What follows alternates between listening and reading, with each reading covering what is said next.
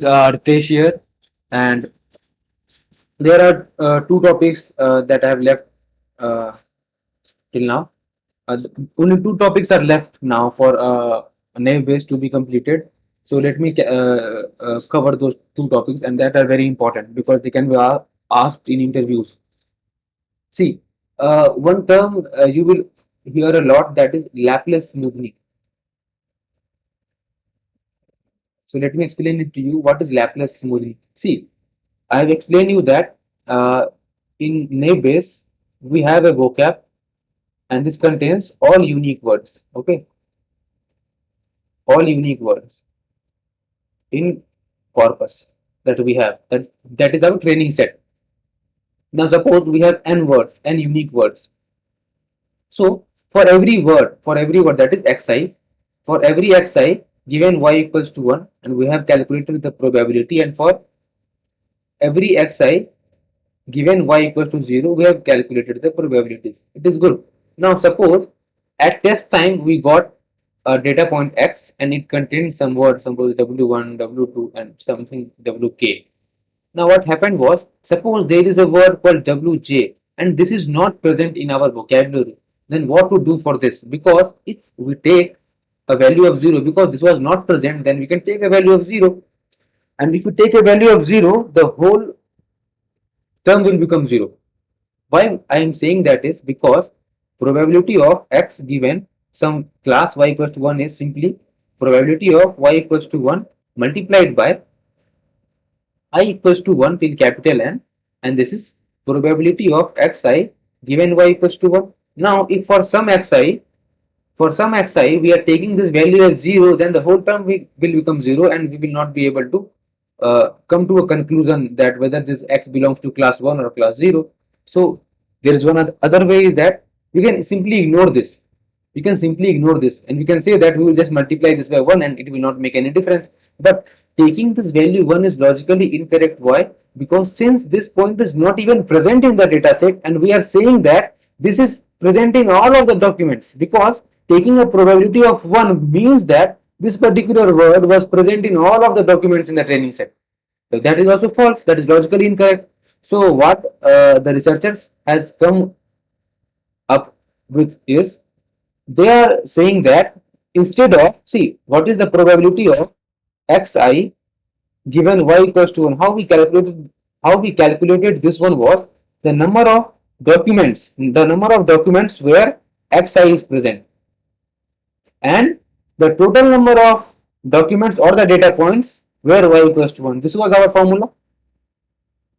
So from now onwards, just for this particular video, what we will do is, we will take this as small n and this will take it as capital N. This will denote that the number of data points where this particular word xi or the particular word or this particular feature was present, and the total number of data points that belong to class 1. What they did is, they added a small term alpha and they divided, or in the denominator they added a term k alpha. Now what is this alpha and k alpha is? Alpha is some value. Okay, this is some value and this is greater than 1 equals to 1, and this is some value. So alpha will lie between, this will be greater than 1, alpha will be greater than 1, and you can take any value of your choice. And what is k is? K is number of distinct values that xi can take. Now what this sentence means is, see, what are xi's? Xi's are the number of times a word has occurred in a particular document. See, I have made it very clear in my previous videos also. How we vectorize this document is, we have a n length vector, and this particular feature represents the number of times a word has occurred in this document. This particular feature represents the number of a different word has occurred in this particular document, so on. All that, and we will do this for all the n words. Now select the minimum value of this xi and the maximum value of xi. We will go through xi till xn and we will find the minimum value and the maximum value. So when we will do maximum minus minimum, we can get the number of distinct values that these features are taking. The number of distinct values, because the number of times a word occurring in a document cannot be a fraction, that has to be integer. It can occur 5 times, it can occur 0 times, it can occur 10 times, it can occur 100 times. That is not the point of discussion. The point of discussion is we have to find the number of distinct values that these features can take, that is xi, or that goes from x1 till xn. So we will find this and we will assign that to the k. So now our probability of xi given y equals to 1 will become as this small n is number of documents where a particular word that is represented by xi is present, plus alpha. This is a hyperparameter that you have to select, and n is total number of data points belonging to class 1 plus k alpha. And what is k? Now k is number of distinct values, number of distinct values that that xi's will take.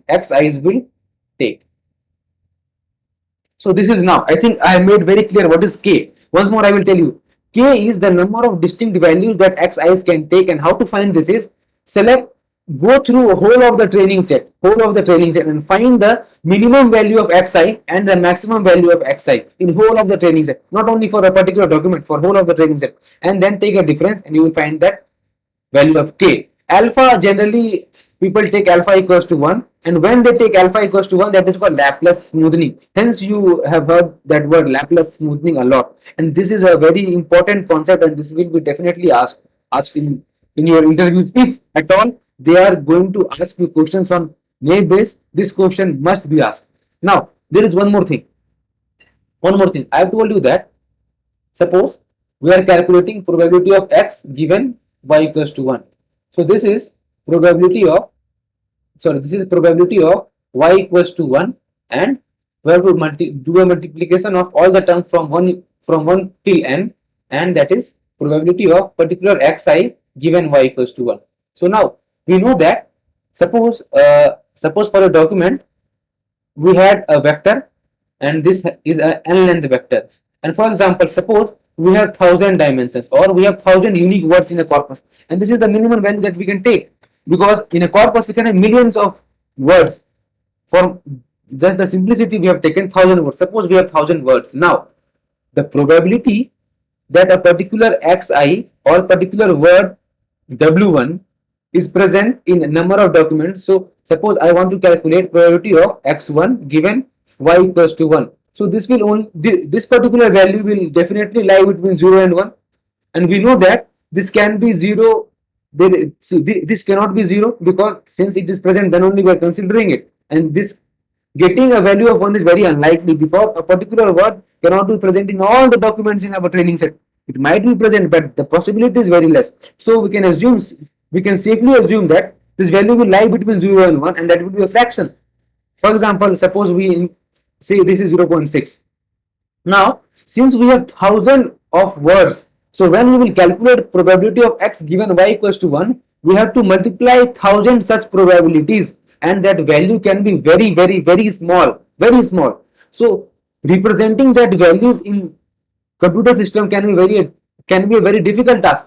Just imagine that you have 1000 decimals and then you have some value. So representing these numbers in computer system is very difficult, and that is not very good habit. So what we do to overcome this problem is, probability of x given y equals to 1 is, this value is a simple value, so we don't need anything for this, no modification for this. Now in this particular term we have to multiply many values. So what we do is, we take log. What we take? We take log of probability of x1 given y equals to 1, and then we will multiply with log probability of x2 given y equals to 1, and so on, probability of xn given y equals to 1. Now what log does is, suppose for example, let me show you one example.